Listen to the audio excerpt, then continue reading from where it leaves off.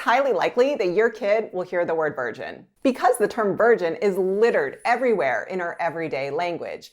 Think extra virgin olive oil, or would you like a Virgin Daiquiri? So when this parent question came in on TikTok, my 7-year-old asked me, what's a virgin? How do I explain this without having to explain what is sex? I had 2 initial thoughts. First, that kids will hear the word virgin, and parents will need to know how to explain the non-sexual meaning of this term. And second is that parents will need to know how to explain the sexual meaning as well. And since that's what I do here on this channel, give parents the information they need to answer their kids' sex questions, let's do it. Let's answer what's a virgin. We'll answer this question by addressing that virginity is not a medical condition, how to factually explain it, as well as address the traditional values associated with it. I'll do this by answering these 5 questions. So now, when your kid asks this question, what's a virgin, the first thing you need to say to them is, that's a great question. I'm so glad you came to me with that question. This encourages their curiosity and lets them know that you are proud of them and that you're happy that they are coming to you with their questions. And then, of course, don't forget to clarify the question. Ask your kid, what do you think virgin means? Or how was it used? What was the person referring to when they said the word virgin? After you clarify, you can then explain the non-sexual meaning of the word using examples. So, for example, you could say extra virgin olive oil is called extra virgin because it means that the olives have been unused or unprocessed. It simply means that the olives have not been touched. Or you mentioned that the kid at school said you were a pineapple virgin. Well, that just means that you have never tasted pineapple before. Using these types of examples, it will generally satisfy their curiosity, and it will make sense to a kid who doesn't know what sex means. Now, going back to the original question, the age of the kid is 7 years old. At 7, they are in the intermediate age, and it's during this age that they will usually hear the word sex. If a 7-year-old asks, what's a virgin?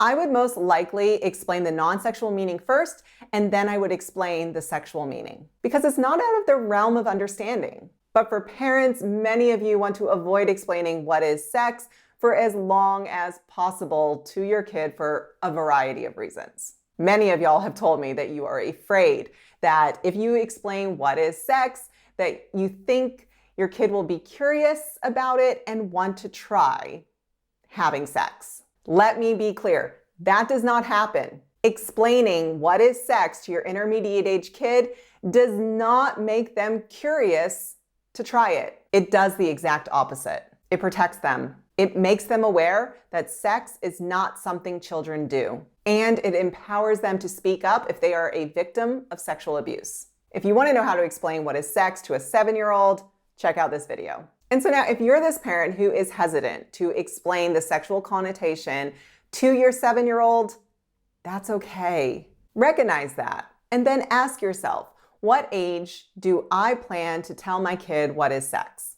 Is it 8 years old, 8.5, 9? Now ask yourself, if my 7-year-old asked me what's a virgin, could this be their way of trying to ask what sex? Could this signify that someone at school told them a virgin is someone who has never had sex? Therefore, they're thinking, what sex? If you think that may be possible, would this change your approach in how you answer this question for your kid?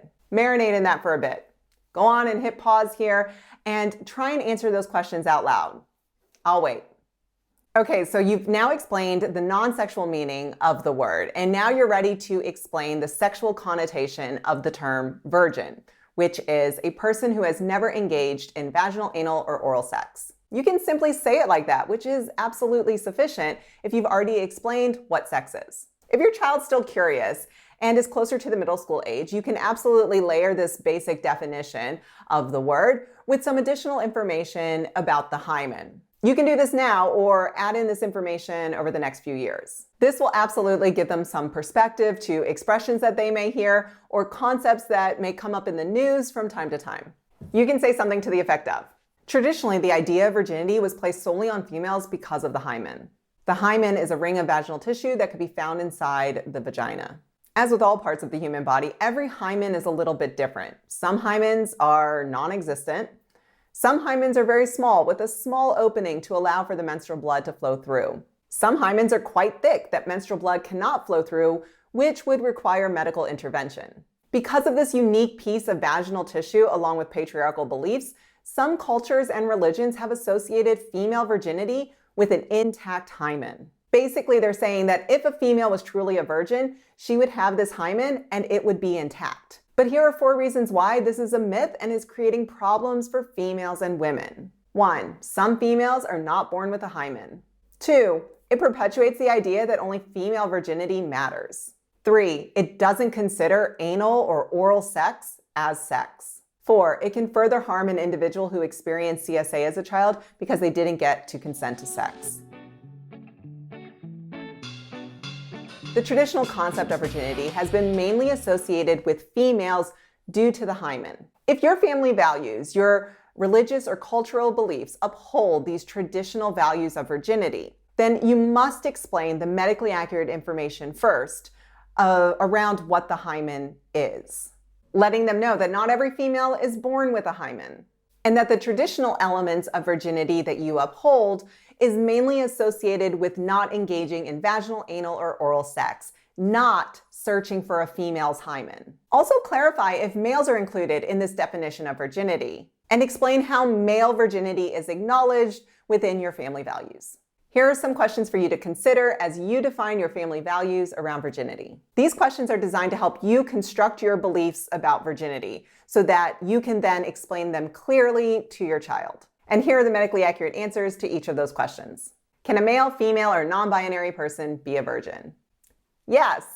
The concept of virginity, at its most basic, is a person who has never engaged in vaginal, anal, or oral sex. There is a traditional idea in some cultures that a virgin is a person who has an intact hymen.